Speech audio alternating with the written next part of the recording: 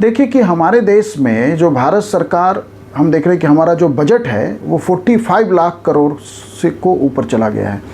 फिर भी जो कैपिटल एक्सपेंडिचर है वो हमारे देश में लगातार जो है घटता जा रहा है। कैपिटल एक्सपेंडिचर, देखिए सरकारें दो तरह की खर्चे करती है। एक नॉन कैपिटल एक्सपेंडिचर है कैपिटल की। यदि मान लीजिए कि जैसे आप उसको ऐसे समझिए कि जैसे आपका घर है, तो हम अपने घर के रूटीन मेंटेनेंस पे जो खर्च करते हैं वो नॉन कैपिटल एक्सपेंडिचर है।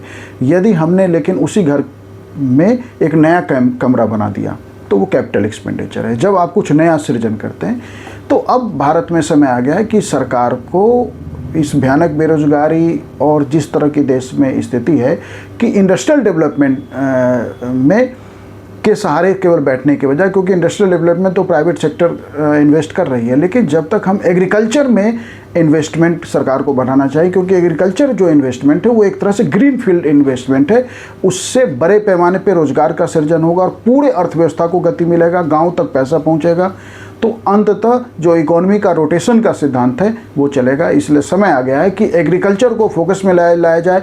लगातार जो हमारे देश में किसानों के आंदोलन हो रहे हैं, क्योंकि अंततः चाहे वो ठीक है कि जो पहला आंदोलन था किसानों का, वो जो 3 फार्म बिल लाए गए थे उसको लेके था, लेकिन इस बार एमएसपी को लेके था।